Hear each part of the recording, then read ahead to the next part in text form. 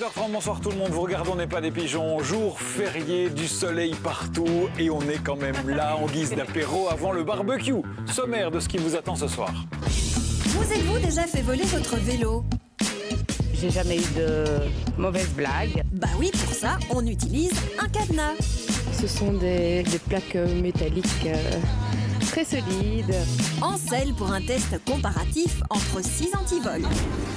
C'est indéniable, nous mangeons trop de sel. On développe des problèmes d'hypertension artérielle, des problèmes d'œdème, des problèmes de difficultés respiratoires. Il est dangereux et pourtant ce n'est pas si facile de dégoter des produits pauvres en sel. Sans sucre, sans lactose, sans gluten, ok? Alors, pigeons affuinés dans nos supermarchés.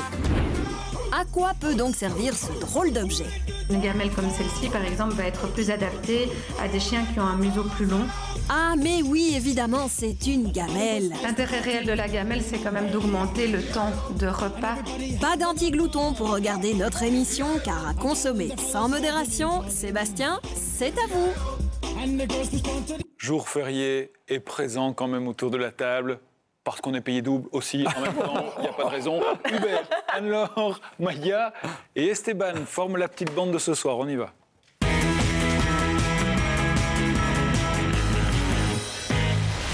Le printemps est là, le moment de ressortir les vélos pour les grandes balades. Encore faut-il ne pas se faire piquer sa bécane. Heureusement, Maya, elle a plein de cadenas à nous proposer. Oui, alors au niveau cadenas, il y a la méthode Piwi que vous allez voir sur l'écran. Piwi. Voilà, Ah, certes, lui, alors là, oui, il a piqué ça. certes efficace, mais pas très pratique. Et sinon, il y a ceci, Ah oui, ou encore les cadenas cela, voilà, traditionnels, les cadenas traditionnels. Mais que valent justement les différents cadenas présents sur le marché? Eh bien, Paul-Henri Burion, notre cycliste en chef, a enfourché son vélo pour faire un test de cadenas.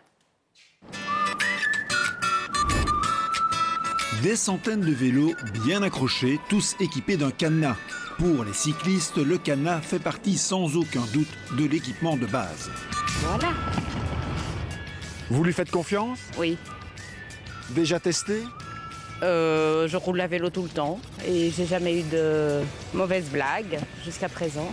Petite goutte d'huile de temps en temps et c'est parti. Jamais de tentative de vol? Ah, ça peut être bien, oui. Tous les jours je vais à Namur, alors peut-être qu'il a servi, effectivement. Mais si le vélo est là, c'est que c'est un bon cadenas. C'est que c'est un bon cadenas. Ce sont des plaques métalliques très solides qui permettent de fixer le vélo à un poteau ou à n'importe quel objet. Satisfait du système? Oui, tout à fait. Enfin, on ne m'a pas encore volé mon vélo. Nous avons acheté 1, 2, 3, 4, 5 et 6 cadenas. Leur prix varie de 7 à 22 €. Nous les avons soumis à l'appréciation de cyclistes sans donner d'informations sur les différents prix. Il faut quand même faire un compromis entre la robustesse et le poids parce que moi je le transporte. Allez, je prendrai celui-là. C'est celui-là qui vous fait confiance? Oui, parce qu'il n'est pas trop volumineux et il m'a l'air quand même costaud. Je pense que s'il faut essayer d'ouvrir ou de scier ça, c'est quand même plus compliqué que celui que j'ai maintenant, ça c'est sûr. À quel cadenas feriez-vous confiance? Celui-là peut-être, plus solide. Il a l'air costaud. Ouais. Les deux cadenas qui ont été retenus par les cyclistes sont les moins chers, 7 €. Avec l'ensemble des cadenas bien accrochés sur le cadre, direction un expert du métal. Nous avons rendez-vous chez un carrossier pour un test. On va leur faire mal? Ah ben bien sûr. Première tentative au coup de marteau. Il m'a l'air quand même costaud. Il a l'air costaud. Ouais. Deux autres cadenas s'aideront également, mais avec un coup plus précis. Sur les 6 cadenas, seuls 2 sortiront intacts des 2 premières épreuves. Les 2 cadenas restants subissent alors le test de la scie. Pour les 2 cadenas, le métal résiste. La lame n'arrive pas à attaquer l'acier, donc nous avons vraiment un acier de qualité. Dernier test, les 2 cadenas sont soumis à une forte traction. Ils finiront par céder. Mais pour notre expert, ces 2 cadenas sont de qualité. Les plus chers de notre sélection, 20 et 22 €. Ça reste 2 bons cadenas tout à fait, on peut s'y fier. Pour ce mécanicien et instructeur vélo, 3 critères doivent orienter notre choix. Il faut faire attention au poids. Quand on prend un cadenas et qu'il est tout léger, on se dit déjà quels sont les matériaux utilisés. Deuxièmement, on fait attention à tout ce qui est jeu. Il ne faut pas qu'il y ait de jeu, pour pas qu'on prenne votre cadenas et qu'on le fasse baldinguer comme ça. Et troisièmement, un cadenas trop peu cher est vraiment un signe de mauvaise qualité, je pense, clairement. Le cadenas, un élément de sécurité et un investissement indispensable pour tout cycliste. Alors Maya, on doit être attentif à quoi quand on choisit un cadenas? Alors il peut y avoir des indices de résistance qui vont jusqu'à 15 et on vous conseille en général de ne pas descendre en dessous de 7, mais ces indices ne sont pas toujours très fiables. Donc vraiment le mieux c'est de vous fier aux 3 éléments dont on a parlé dans le reportage, à savoir le poids. A priori, plus un cadenas est lourd, plus il est solide. Effectivement, celui-ci, il est assez lourd, voilà, je précise. En tout cas, les cadenas, les antivols qu'on vous recommande pèsent entre 1 kg et 1,5 kg. Le prix aussi, les meilleurs cadenas dans le reportage coûtaient aux alentours de 20 €. C'est vraiment le minimum, parce qu'en général, les bons cadenas coûtent un peu plus, voire beaucoup plus cher. Ceux-ci, par exemple, coûtent aux alentours de 70-80 €. Oui, c'est vraiment... voilà. Mais ce sont des bons cadenas. Et puis, on vous l'a dit, l'absence de jeu aussi au niveau de la fermeture, c'est important. La plupart des spécialistes, en général, recommandent des cadenas en U, combiné éventuellement à un plus petit cadenas, genre cadenas minute. Et est-ce qu'il faut toujours attacher son vélo, même pour une course de 2 minutes? Oui, vraiment, c'est important parce que d'ailleurs, il y a certains voleurs qui guettent ces mini-pauses où on ne prend pas le temps d'attacher son vélo et hop, il est vite embarqué. Et puis aussi, quand vous déposez votre vélo dans un hall d'immeuble ou dans une cour, c'est important de même là de l'accrocher parce que la moitié des vols de vélos se font justement à l'intérieur, donc dans des garages, dans des caves, dans des cours d'immeubles et ce genre de choses. Mais je fais comment pour être sûr de bien attacher mon vélo? Alors, ce qui est important, c'est de l'attacher à un cadre fixe, évidemment, d'essayer d'attacher le cadre du vélo et aussi une roue, si possible la roue avant, de l'accrocher aussi en hauteur, de mettre par exemple le cadenas à 50 cm de hauteur environ, et puis aussi de retourner le cadenas vers le bas pour que ce soit plus difficile à crocheter. C'est vrai que voilà, comme ça on rend la tâche un peu plus difficile. Bien sûr, plus vous laissez votre vélo longtemps au même endroit, plus vous aurez de chances ou de risques plutôt de vous le faire voler, comme par exemple le laisser toute une nuit au même endroit, surtout si c'est une zone moins surveillée, moins fréquentée. Et il y a beaucoup de vols de vélos? Oui, en Belgique, on en dénombre, il y a une centaine en tout cas de vols qui sont déclarés chaque jour, une centaine chaque jour, mais les policiers disent que voilà, finalement, en plus, très peu de personnes déclarent le vol de vélo, donc en vérité, il y en a beaucoup plus, donc il faut vraiment faire attention. Et un conseil que donne la police, c'est par exemple de graver votre numéro de registre national sur le cadre, là, parce que c'est vraiment un code unique. Du coup, si on vous vole votre vélo et qu'on le récupère, eh bien la police peut, grâce à ce numéro de registre national, vous retrouver et vous contacter. Vous avez déjà fait voler un vélo, Hubert? Non, jamais. Non. Vous attachez votre vélo, Anne-Laure? Si je vais en ville et que j'en loue un, par exemple, pour faire un city trip, oui, en effet, je l'attache systématiquement. Mais c'est vrai qu'il faut faire gaffe au prix du cadenas parce que c'est vrai que ça va super vite. Celui-ci est vraiment assez solide. Oui, et puis c'est un bon investissement, vraiment. C'est vraiment tellement bête de se faire voler son vélo, donc autant avoir un bon cadenas. Donc le bon cadenas, il doit faire le poids du vélo, quoi. Presque ça. Plus c'est lourd, mieux c'est. On a un petit peu compris. Mais c'est un budget, ça aussi, on l'a un petit peu compris. On passera à la suite. La suite, c'est l'invité de la rédaction. Et l'invité de la rédaction, il vient de la région de Thuin. Pierre Gérard, c'est son nom. Il est maître distillateur à la distillerie de Biercé. Bonjour, bienvenue. Oui, Biercé, pas Bierzé. Oui. Ça n'a rien à voir, c'est pas le même point. Alors la distillerie de Biercé, on rappelle juste depuis combien de temps vous existez et ce que vous proposez exactement? Alors la distillerie existe depuis 1946. On était sur un terroir de pommes. On faisait exclusivement des fruits, puis on s'est diversifié, et là, on a créé un bitter, donc un amer. C'est pour ça qu'on vous reçoit. On va faire entrer le bitter en question. Ça n'existait pas en Belgique, ça. Comment on doit définir cette boisson? Un amer. Alors ici, c'est un amer un petit peu particulier parce qu'il est fruité. Oui.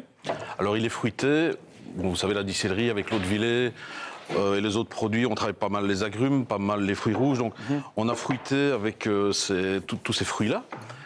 Alors, on a donné des goûts amers avec la gentiane. C'est amer.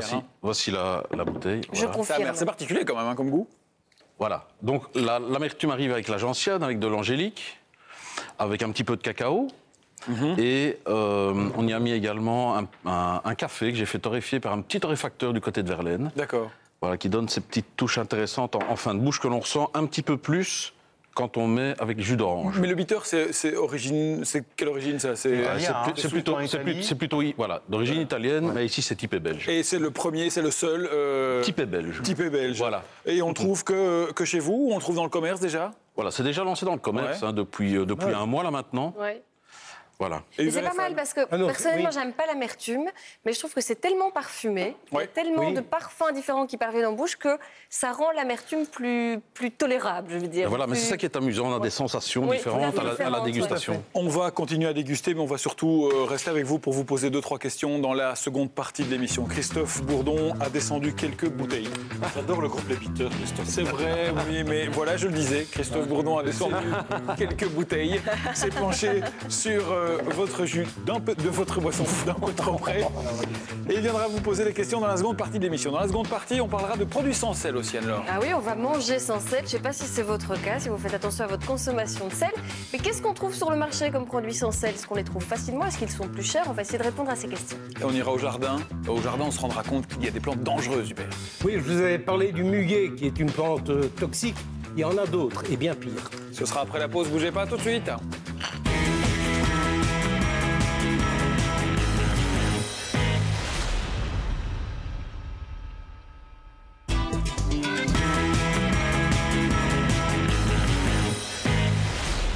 Deuxième partie d'On n'est pas des pigeons. Bienvenue les amis, si vous nous rejoignez en ce moment, c'est le face-à-face. Et devant Christophe Bourdon, il y a Pierre Gérard. Rejoignez-moi, vous êtes maître distillateur à la distillerie de Biercé. Et vous venez nous présenter le premier, The One and Only, bitter wallon.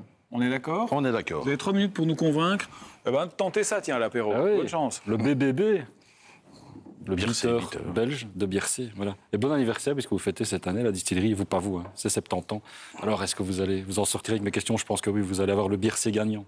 Je vais bosser ça là, vous êtes prêts? Allez, top chrono. Bon, alors la bouteille, elle coûte 19 €, moi je vais le voir un peu sur Internet. Le Martini bitter, il coûte environ 11 € et l'apérole est dans les 12. Alors, si je veux un bitter pas cher, franchement, je prends lequel? Le nôtre. Bah, il est cher, il est plus cher. Non. Qu'est-ce qui justifie la différence de prix? Non. Ah, si, il est plus cher. Produit belge, artisanal. Qu'est-ce qui justifie la différence de prix? Pourquoi est-ce qu'il est plus cher que les autres? Parce qu'on travaille avec des fruits frais, on travaille avec des plantes fraîches, voilà. Produits naturels, colorants naturels. D'accord, mais cela dit, c'est pas original. Est-ce que vous n'êtes pas un peu en suiveur en vous lançant dans le bitter? Non, parce qu'ici, c'est bitter typé fruité. Voilà, ce qui n'existe pas. Vous savez... Ils sont à l'orange quand même. Comment? Ils sont à l'orange en général. L'orange, c'est un fruit, il me semble. Oui, mais ici, il y a autre chose. Hein. Il y a des fruits rouges, agrumes, pas mal d'agrumes. Ok. Voilà. Et ils viennent d'où? Ah, alors. Bonne question. Vous avez le citron qui vient de Murcie. En Espagne. Voilà. On a la mandarine qui vient de Sicile. D'accord. Alors, on a la framboise qui vient de Macédonie. Voilà. Est-ce que vous savez dans quelles conditions ils sont récoltés? Est-ce que c'est fait de manière éthique? Est-ce que les gens sont correctement payés? Vous allez sur place, vous savez tout ça? Mais oui, enfin, ça, il n'y a pas de souci avec ça. Mais on reçoit des certificats phytosanitaires. Ce sont des fruits non traités.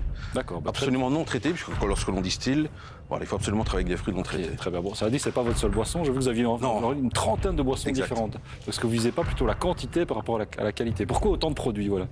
Alors, ici, on commence à se diversifier, faire d'autres produits. Donc, on a fait un gin, qui a gagné un concours d'ailleurs à Londres comme meilleur gin contemporain. Oui, tout à fait. Vous êtes en train de lancer un rhum, là? Vous êtes en train de travailler sur un rhum, j'ai entendu? On travaille un peu sur un rhum bio. Justement, il y a une bière aussi, parce que ça part pas un peu dans tous les sens. C'est quoi le point commun de tout ça? Non, c'est justement de trouver des clients un petit peu différents, une clientèle bien particulière, différente. Il y a des amateurs d'amer, il y a des amateurs de whisky.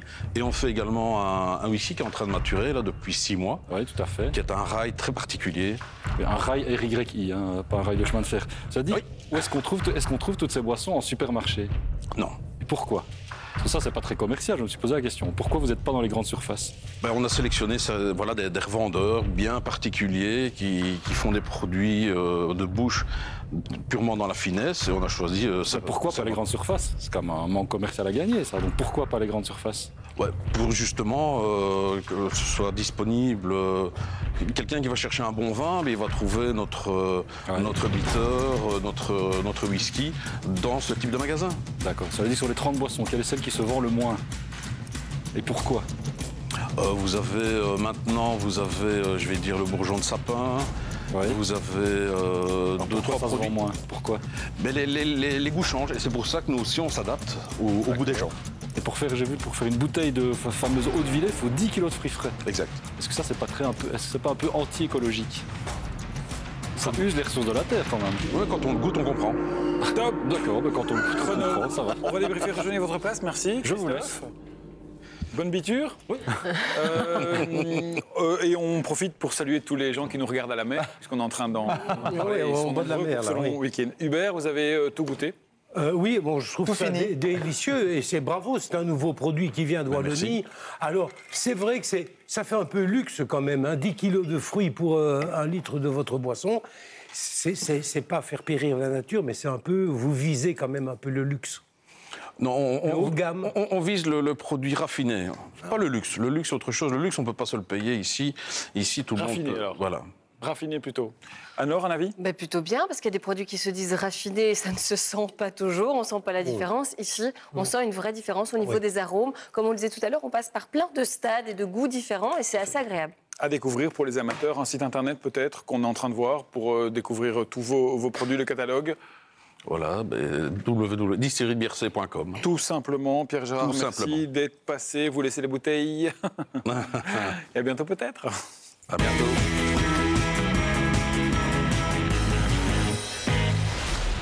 Esteban, on va lâcher les verres, on va prendre autre chose. On va même dégager un petit peu tout ça, on va faire un peu de l'ordre sur cette table. Effectivement, je ne serais pas être sérieux avec toutes ces boissons autour de moi. On est d'accord, parce que vous êtes un homme sérieux. Vous êtes un homme très sérieux. Ça se voit, regardez, j'ai le costume de l'homme sérieux. Et voilà, et des journées entières devant l'ordinateur. Hein, pas de tendinite au poignet, ça va? Parce que ça fait partie aussi des problèmes quand on passe les journées sur l'ordinateur. Je tape avec 10 doigts en plus, sans regarder le clavier. Hein. Ouais. Donc c'est vraiment une performance. Alors moi, j'ai pas de souci au niveau de la tendinite. Par contre, notre collègue Florence m'a raconté mes aventures qu'elle avait il y a 2-3 ans. Qu'est-ce qui se passe? Oui. Alors il y a 2-3 ans, elle a constaté sur sa cuisse gauche qu'elle avait des rougeurs qui étaient apparues. Donc elle s'est un petit peu inquiétée, ça la grattait, ça la picotait. Donc qu'est-ce qu'elle a fait? Elle a fait comme beaucoup de gens, elle a été sur Internet, sur le site Doctorissimo. Et là, elle s'est dit qu'elle avait sûrement une maladie rare. Elle a voulu voir son dermatologue au plus vite, mais elle s'est aussi rappelé qu'elle travaillait beaucoup assise dans son canapé, avec son tailleur, avec son ordinateur sur les genoux, et qu'effectivement, à ce moment-là, il y avait la ventilation de l'ordinateur qui passait directement sur la cuisse. Bam, c'est monté au cerveau, elle a quand même économisé 50 € grâce à ça, et puis ça l'a évité de casser son ordinateur, parce que si la ventilation est coupée, l'ordinateur, in fine, il est aussi capote. Elle n'utilisait pas un support pour ordinateur. Non. Effectivement, suite à ça, elle a acheté un support d'ordinateur pas trop cher chez Ikea. Ça a directement résolu le problème, et aussi, ça lui a permis d'éviter d'avoir de rougeurs de plus sur la cuisse gauche. Mais des supports pour tablette ou pour PC, il y en a des centaines. Comment bien le choisir? Alors, il y en a des milliers, des millions, un petit peu partout dans le monde. Et ici, la grosse différence, c'est qu'on a un support qui est né en Belgique. C'est un inventeur belge qui l'a créé. Ça s'appelle Pligo. Pligo, son nom le porte très bien. Et je vous propose justement d'écouter les explications de son inventeur. Voici Pligo, un objet pliable non identifié qui est en fait un support pour PC, tablette, qu'on ouvre de cette façon-ci.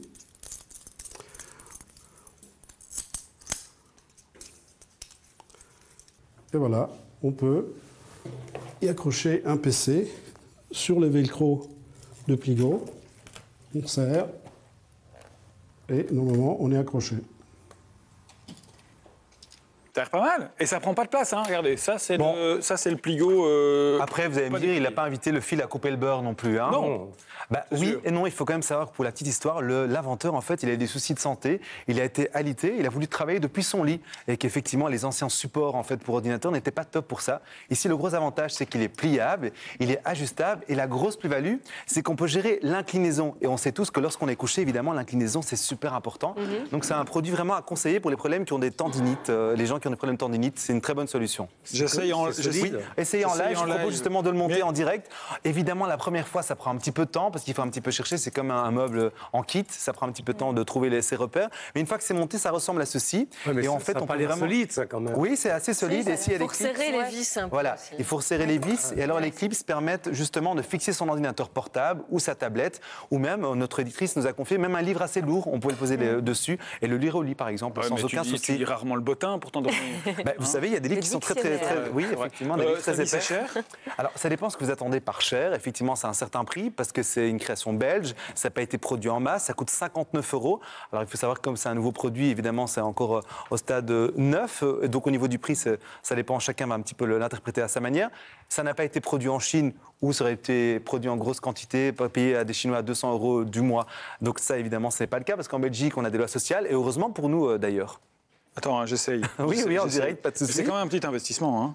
C'est un investissement, ça coûte 59 €. Quand on compare avec d'autres, c'est peut-être évidemment plus cher. Mais par contre, ici, l'avantage, c'est que vous avez toutes les options inclinaison, pliable. Et alors, vous en pensez quoi, Ida, de ce genre de choses? Vous faites un petit peu la tablette ou l'ordinateur Pas trop, donc. Non, mais ça a l'air quand même bien intéressant, surtout quand on est au lit, quand on est malade. Voilà, effectivement, c'est vraiment une très très bonne solution. Il faut avoir un peu de patience. Moi, j'ai tendance à m'énerver très vite. Oui, mais une fois qu'on l'a fait, on attrape l'habitude. Oui. Quand on parle au niveau du prix, non, c'est pas difficile à monter, c'est juste un petit peu de chipote. On est d'accord. Et vous pouvez le faire avec vos enfants, c'est sympa. Et au niveau comme du prix, activité. bon, pour l'instant c'est neuf, mais ce que je peux vous dire, c'est que l'inventeur se trouve actuellement à Paris, dans le salon de l'invention, qui s'appelle le salon Lépine, voilà. Et c'est un salon très reconnu au niveau des concours d'invention. C'est dans ce salon-là qu'on a entre autres découvert le fer à repasser, la plaque électrique, le moulin à café, donc il y a quelques années. Qui sait, il y a quelques années déjà. Quelques années, effectivement. Qui sait, dans 15 ans, on aura tous peut-être un pligo chez soi à la maison ou au bureau pour travailler et en évitant une tendinite. Et on le trouve où? Alors on le trouve pour l'instant en ligne sur le site pligo.eu. D'accord. On le trouve, c'est beaucoup mieux. C'est l'invention de la semaine. C'est vrai qu'il suffit de s'habituer de Sébastien. Et c'est réglé. On est d'accord. On est d'accord. Si vous avez des choses à taper ou quoi, votre texte, je me débrouille mieux en cuisine. Non, je dis ça parce qu'on va partir en cuisine avec Anne-Laure là tout de suite. Et cela dit, on va faire un truc un petit peu particulier parce qu'on va parler du sel et on va s'intéresser à la présence de sel en cuisine. C'est vrai, c'est pas forcément évident de cuisiner sans sel. Pourquoi? Parce que le sel, c'est un puissant exhausteur de goût, un peu comme le sucre. Et comme on a pris l'habitude de manger salé, dès qu'on retire le sel de ces aliments, on a l'impression que c'est fade, que ça n'a pas de goût. Ça, les industriels l'ont bien compris, l'industrie agroalimentaire. Et du coup, dans tout ce qui est plat préparé, en général, on ajoute beaucoup de sel et beaucoup de sucre parce que ça donne envie aux personnes d'en consommer toujours un petit peu plus. C'est quoi la quantité recommandée par jour? Donc l'OMS, l'Organisation mondiale de la santé, conseille de manger 5 à 6 grammes de sel quotidiennement. Et on est pratiquement au double. En Europe, on en mange pratiquement 2 fois plus. On est aux alentours de 10 grammes par personne par jour. C'est évidemment trop. Mais qu'est-ce qu'on reproche au sel finalement? On lui reproche d'entraîner des problèmes de santé, comme l'hypertension par exemple. Alors l'hypertension artérielle, qu'est-ce que ça va provoquer? Ça va risque d'augmenter le risque de maladies cardiovasculaires. Mais il y a d'autres choses qui augmentent le risque de maladies cardiovasculaires, comme l'obésité, le tabac, la sédentarité, l'hérédité. Donc ça fait beaucoup de facteurs. Mais pour peu qu'on ait déjà ces facteurs-là, on va vous conseiller de diminuer votre apport en sel. Chose que je ne savais pas avant de préparer cette chronique aussi, on accuse le sel d'être responsable de l'ostéoporose. L'ostéoporose, vous savez, c'est la fragilisation des os. Et en fait, il semblerait que quand on consomme trop de sel, ce sel est évacué par les reins, mais qu'au passage, les reins évacuent aussi le calcium dont notre organisme a besoin. C'est entre autres pour ça qu'on conseille de ne pas faire manger les enfants et les adolescents trop salés, parce qu'ils sont en pleine construction de leur squelette. Alors justement, quand on a ce genre de problème de santé, qu'on doit faire attention à sa consommation de sel, est-ce qu'on trouve facilement en grande surface des produits adaptés? C'est la question que s'est posée Corinne Gerbinet. Regardez. Faire ses courses en supermarché quand on doit suivre un régime pauvre en sel, un véritable défi. Stéphanie en a fait la difficile expérience. À la sortie du magasin, son caddie n'est guère rempli. Alors quels sont les produits pauvres en sel que vous avez trouvés dans le supermarché? De la moutarde, du pain d'épices, des spéculoses et du bouillon. Donc 4 produits en tout et pour tout. Exactement. Pourquoi vous êtes à la recherche particulièrement de ces produits? Parce que suite à des problèmes de santé, mon papa a dû passer à un régime sans sel, ou en tout cas pauvre en sel. Un régime pauvre en sel, c'est 5 à 6 grammes de sel par jour. En moyenne, en Belgique, on en consomme le double. Quand on prend de l'âge et que diverses pathologies se développent, que ce soit des pathologies cardiaques, des pathologies rénales, même le diabète, on développe des problèmes d'hypertension artérielle, des problèmes d'œdème, des problèmes de difficultés respiratoires qui font suggérer aux médecins de conseiller aux patients de limiter son apport en sel. Et cela concerne 50% des plus de 65 ans. Mais quand on veut diminuer sa consommation de sel, on n'est pas vraiment aidé par l'industrie alimentaire. Nous avons fait le test dans plusieurs supermarchés. Les produits pauvres en sel sont denrées rares, malgré les promesses de certaines affiches. Vraiment sans sel, sans sucre, sans lactose, sans gluten, ok? Sans sel, ça je ne veux pas. Dans les charcuteries, est-ce que vous en avez sans sel? Du jambon. Du jambon? Ouais, voilà, sans seulement. 85%. C'est déjà ça. Et dans ton j'y suis dans les plats préparés, est-ce qu'il y en a? Non. Du jambon, on a aussi fini par dénicher un paquet de biscottes. Le régime est sévère. En fait, le sel contenu dans les aliments eux-mêmes représente 10% de notre apport journalier en sel. 15% pour le sel ajouté lorsque nous préparons nous-mêmes les repas ou directement dans l'assiette. 75% de notre apport en sel viennent en fait des produits proposés par l'industrie alimentaire. Et ce n'est pas prêt de changer. L'industrie essaye de faire consommer, donc on attire des produits à la fois par la couleur, l'aspect alléchant, et puis par la consistance quand on met cela en bouche, le caractère agréable. Et le sel joue un rôle quand même dans ce caractère agréable des aliments que l'on mange. Certains font pourtant des efforts en ce sens. Les surgelés Picard proposent toute une gamme de produits pauvres en sel, comme ces purées par exemple, mais aussi des viandes, des poissons, du foie gras, des plats préparés et même des desserts. Est-ce que ce type d'aliment peut convenir à une personne qui doit surveiller sa consommation de sel? Et bon, ici je vois des Saint-Jacques là, avec recette pauvre en sel. Ça contient ici par 100 grammes 150 mg de sel. Donc ça correspond à 8% de l'apport journalier recommandé. Il est mis pauvre en sel et ça correspond effectivement à un aliment pauvre en sel. Alors ici c'est de la viande, des beefsteaks hachés, donc ça fait à peu près 300 mg pour un steak haché ici complet qu'on mangerait. Donc ça correspond à peu près à 5-6% de l'apport. Donc ça, généralement c'est considéré comme pauvre en sel. Pourtant, dans le magasin, rien n'attire l'attention sur ces produits peu salés. Le sans-sel ne fait décidément pas vendre. Alors, 2 astuces pour diminuer sa consommation de sel: cuisiner soi-même des produits frais et bien lire les étiquettes. Donc on l'a vu, c'est clairement pas facile de trouver des produits sans sel. Ben non, c'est pas évident parce que les produits se vendent pas d'être sans sel, c'est pas très vendeur, on l'a entendu dans le reportage. Par contre, chez Picard, en effet, on a trouvé toute une gamme de produits sans sel, mais de nouveau, c'est pas inscrit sur l'emballage. Alors je me suis rendue chez Picard et je leur ai demandé mais où sont vos produits sans sel? Et là, on m'a sorti tout un listing. Donc les vendeurs ont un listing avec tous les produits sans gluten et sans sel. Donc n'hésitez pas à leur demander conseil, ils peuvent facilement vous renseigner.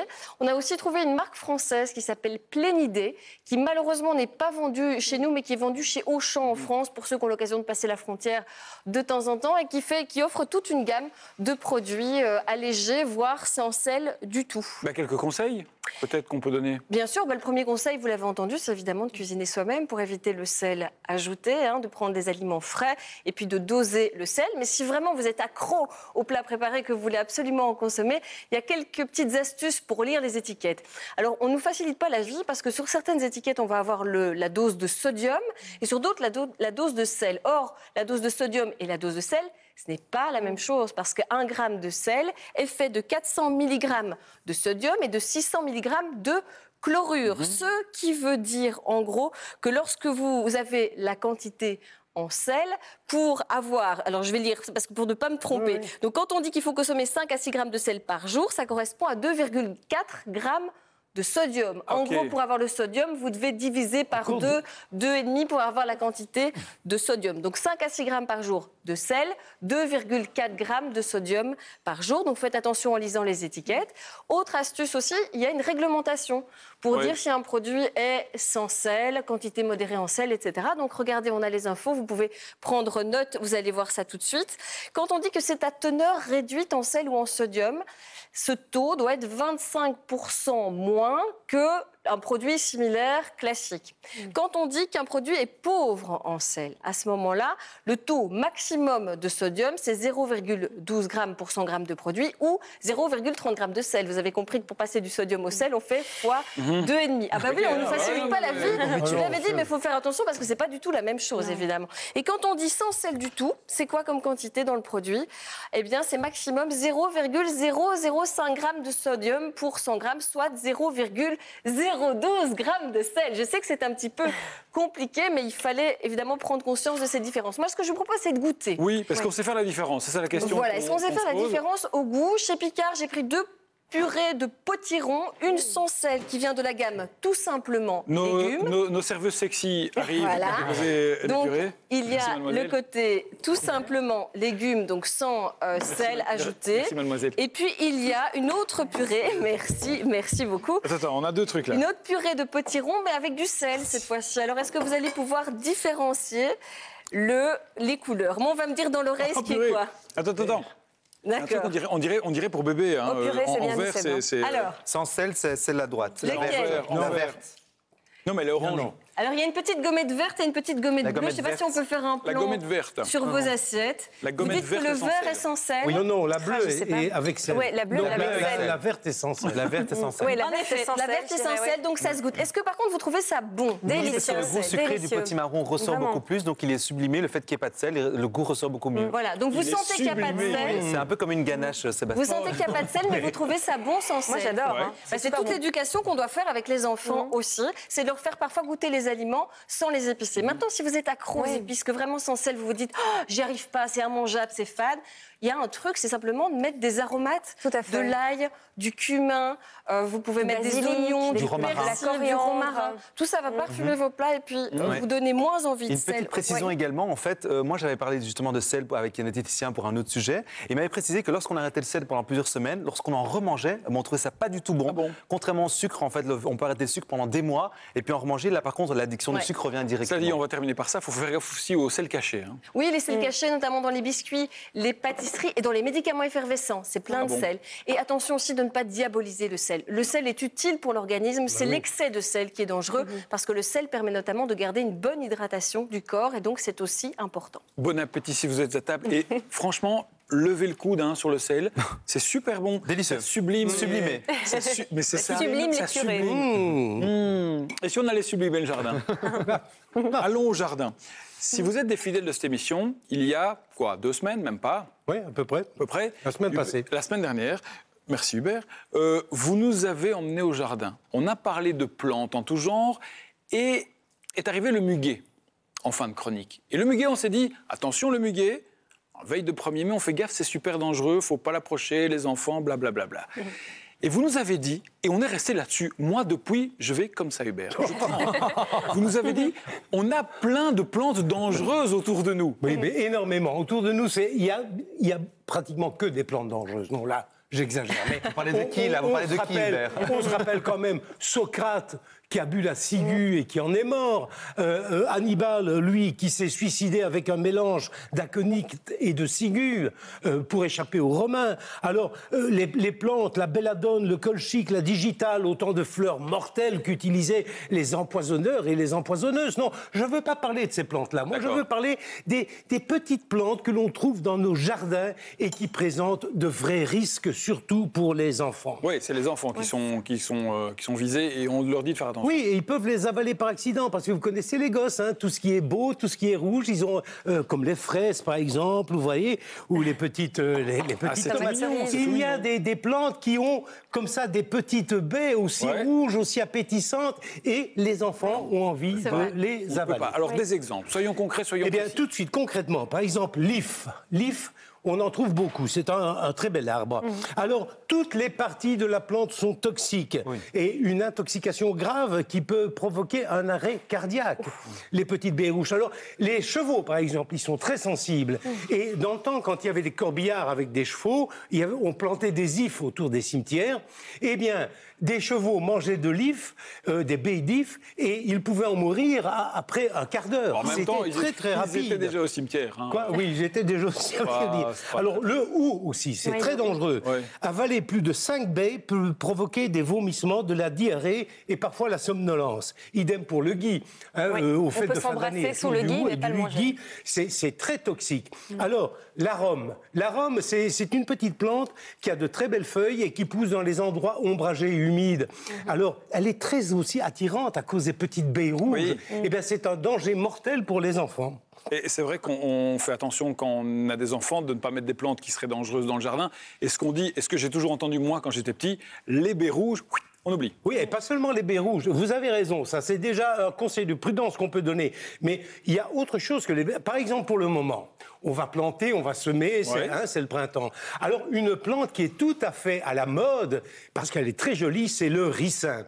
Eh bien, le ricin, c'est un danger redoutable. Parce qu'il y a la ricine, qui est une toxine très dangereuse. 3 à 4 graines peuvent être fatales pour un enfant. Mais j'ai joué à ça tout plein quand j'étais petite, ça se défait en fait. Oui, c'est très dangereux. Et 4 graines, 6 graines par exemple, c'est une intoxication aussi très grave pour les adultes. D'ailleurs, la ricine, c'est ce qu'on a employé dans le fameux parapluie bulgare. Parapluie bulgare. Ah oui. Dans chapeau melon et bottes de cuir. Mais c'est réel. Dans les années 70, les services secrets bulgares voulaient éliminer leurs dissidents.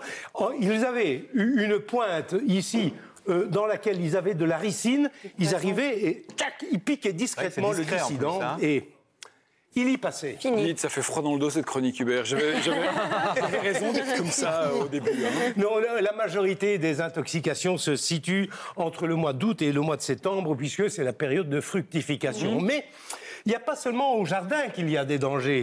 Il y en a aussi à l'intérieur de chez soi, les plantes d'intérieur. Regardez ce superbe datura. Regardez comme c'est joli, avec ces belles fleurs blanches. C'est une plante qui est à l'extérieur, mais que l'on peut garder à l'intérieur.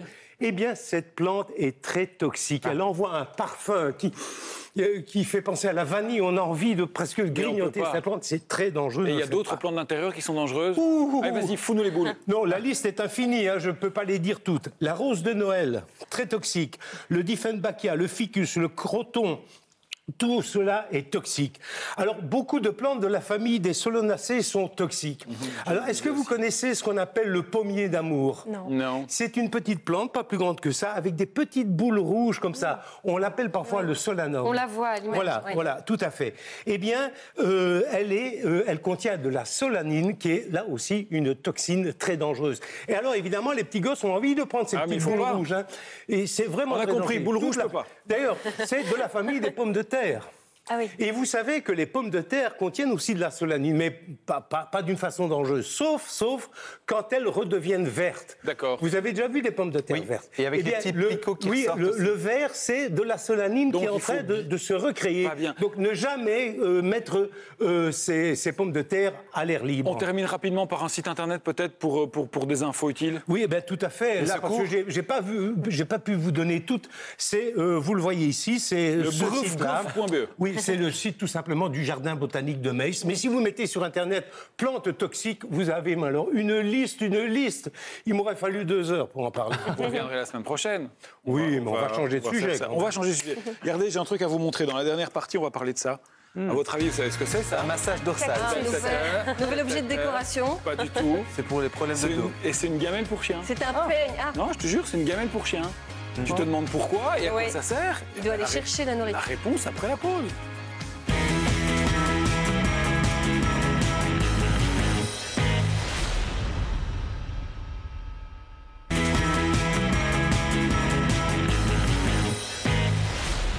Troisième et dernière partie dont n'est pas des pigeons. Bon appétit si vous êtes à table. Bon appétit les toutous aussi si vous êtes à table. Parce qu'on va parler des animaux, nos compagnons à 4 pattes. Qui a des animaux autour de la table? Une chatte. Moi j'en ai eu, oui. Oui, et alors est-ce que c'était un chien? Un chien, des chats. Est-ce que c'était un aspirateur à croquettes? Tu vois le truc que tu te retournes à peine et il n'y a plus rien dans le bol? Je lui donnais pas des croquettes. Non. Non. Non, parce que mais il mangeait vite. Il mangeait, oui. Ah ben voilà. Sibylle, comment ça se fait que ces chiens mangent très vite finalement? On a plusieurs hypothèses. Alors la première, ça peut être le chien qui est surexcité au moment des repas, donc c'est celui avec lequel on vient de jouer ou à qui on donne à manger dans le salon avec les enfants qui courent partout. Parce qu'il y en a un qui arrive, il a fait des très faim. Oula. On peut aussi avoir des animaux qui ont été habitués à avoir un accès limité à la nourriture, comme dans les chenilles où on enlève les gamelles après X minutes. Et enfin, la dernière hypothèse, qui est sans doute la plus probable, c'est qu'il y a toujours un certain instinct qui demeure. Donc ce sont des animaux qui, à l'état sauvage, vivent en meute. Et on sait que si on ne profite pas de la nourriture au moment où elle se présente, il y a un petit copain derrière qui sera là pour la piquer. Mais une solution vient d'arriver sur le marché. Mais oui, avec l'équipe des pigeons, on vous a trouvé des gamelles un petit peu particulières, capables de ralentir les plus voraces de votre toutou. Le reportage est signé Mathilde Ramelot. Regardez. Une brosse de massage, un grattoir pour le dos. Vous n'y êtes pas du tout. Voici la nouvelle gamelle anti-glouton. Et oui, une gamelle New Look pour les chiens. Nala, Julie, Ziggy et Xena sont les 4 volontaires pour tester notre gamelle. Mais pour bien comprendre son fonctionnement, nous avons d'abord interrogé une vétérinaire. L'intérêt réel de la gamelle, c'est quand même d'augmenter le temps de repas, ce qui va favoriser la digestion chez l'animal.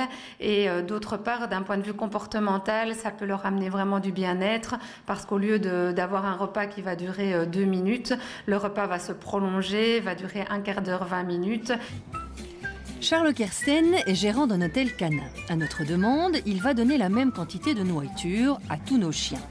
Mais au préalable, nous allons calculer le temps que ces chiens prennent pour manger dans une gamelle classique. Nala a pris 1 minute 06 pour manger l'entièreté de ses croquettes. Julie, 1 minute 54, Ziggy, 2 minutes 30 et enfin Xena, 2 minutes 11. Testons donc notre fameuse gamelle anti-glouton. Mais attention, toutes les gamelles ne sont pas adaptées à toutes les races de chiens. Une gamelle comme celle-ci, par exemple, va être plus adaptée à des chiens qui ont un museau plus long et qui pourront donc venir prendre directement les croquettes avec leurs dents en passant leur museau par ici. Une gamelle comme celle-là sera beaucoup plus adaptée aux chiens avec une face plus plate comme les bulldogs parce qu'on n'a pas vraiment tous ces rebords. On a juste les petites spitules ici qui empêcheront l'animal d'engloutir ses croquettes en une fois. À Nala, Julie et Ziggy, la gamelle verte et à Xena, la gamelle beige. 3, 2, 1, c'est parti. Et à la fin du test, le constat est édifiant. Au lieu d'engloutir leur repas en 2 minutes chrono, nos testeurs en ont mis entre 7 et 10 pour terminer toutes leurs croquettes. Le test, par contre, n'a pas été concluant pour Xena. En raison d'une quantité de nourriture trop importante, elle est arrivée à tout dévorer. Après avoir terminé leur gamelle, on a remarqué que certains chiens étaient beaucoup plus calmes après avoir fini de manger, étant donné qu'ils ont pris beaucoup plus de temps. Donc même s'ils se lassent, à un certain moment, ils reviennent vers leur gamelle. Les principaux intéressés, eux, ont plutôt l'air repus et satisfaits. Ça a l'air de plutôt bien fonctionner, ces gamelles, hein? Bah oui, c'est top. Et on a des chiens qui prennent enfin le temps de mâcher leurs croquettes, quoi. Mais c'est important, l'étape de la mastication pour les chiens? Oui, c'est super important, et ça pour 2 raisons. La première, c'est que tout le processus de digestion il commence véritablement au niveau de la bouche et de la mastication, puisqu'on a dans notre salive beaucoup d'enzymes qui prédigèrent déjà les aliments. Le deuxième élément important, c'est que mâchonner ces croquettes, c'est un petit effet abrasif au niveau des dents, et du coup, ça permet de ralentir la formation de tartre. Bon, alors, quand on n'a pas une gamelle anti-glouton, est-ce qu'il y a des risques pour nos chiens aspirateurs? Oui, le problème le plus fréquent, ce sera les régurgitations, donc c'est un peu différent des vomissements, et ça arrive parce qu'on a une grande quantité d'air et d'aliments qui arrivent trop rapidement au niveau de l'œsophage et de l'estomac, et donc on a un retour à l'envoyeur assez rapide. Alors si on a de la chance et que le tout reste en place, on aura de toute façon une moins bonne digestion avec des borborygmes, donc ce sont tous les petits bruits digestifs qu'on peut avoir, et des flatulences, donc c'est pas très gai. Ah, les chiens qui pètent, c'est à cause de ça? Ouais. C'est pas terrible. Une réflexion? Non, les flatulences. Parce que vous mangez vite, en fait, c'est ça que vous voulez dire. Pardon. Et ce problème, en fait, c'est pareil pour les chats. En fait, les chats qui ont été stérilisés, ils ont tendance à beaucoup plus manger. Moi, c'est le cas chez moi. Et effectivement, ça devrait exister aussi pour les chats. Ça existe. Mais ça peut être plus grave que la régurgitation ou les pets de chiens? Oui, malheureusement, on peut avoir ce qu'on appelle le SDTE, donc c'est le syndrome dilatation-torsion de l'estomac. Donc on a un organe qui fait une rotation autour de son axe. Et ça va, après ça, donc du coup, tout est bloqué. Alors, ça arrive dans les grandes races, voire les races géantes, les dogs allemands, les boxers, les bergers allemands. Et c'est une véritable urgence vétérinaire. Donc, si la prise en charge n'est pas assez rapide, votre toutou pourrait en mourir. Donc, il faut éviter. Ouais. Donc, ça peut être intéressant, ce genre de gamelle anti-glouton, appelons ça comme ça. Mais ça coûte combien? Mais pas très cher. Pour cette grande gamelle verte, par exemple, on est à 25 €, hors frais de port. Ici, on a une gamelle Martin-Cellier, le grand modèle est à 15 €, le plus petit à 10 €. Et alors, on a aussi un modèle pour chat que vous allez voir à l'écran. Donc, ça s'appelle le Pipolino. C'est le même principe et ça coûte 25 €. Et vous pouvez retrouver tout ça sur le site zooplus.be. Par contre, quelques petits conseils peut-être pour terminer. Oui, nettoyer ça comme il faut déjà, ça c'est sûr. Autre conseil? Il faut opter pour une atmosphère de calme au moment du repas. Si vous avez plusieurs animaux, autant les séparer pour éviter tout phénomène de compétition. Si vous le savez, donnez plutôt 2 plus petits repas à des heures régulières plutôt qu'un grand. Et alors, toujours adapter l'alimentation de vos animaux, tant en quantité, on donne souvent beaucoup trop, tant en termes de qualité. Donc, n'hésitez pas à donner des grandes croquettes et n'espérez pas que votre dog allemand mâche des croquettes destinées aux chihuahuas. Ça ne marche pas pour les enfants. Ça pourrait être intéressant aussi pour les enfants qui mangent trop vite, mais ça ne marche pas pour les enfants. Si vous avez des conseils, des réflexions, tout ce que vous voulez, n'hésitez pas à les formuler sur la page Facebook de l'émission à revoir, sur le site rtbf.be/pigeon, météo, journal télévisé, c'est ce qui arrive dans un court instant. On vous retrouve demain pour la dernière de la semaine. Belle soirée tout le monde.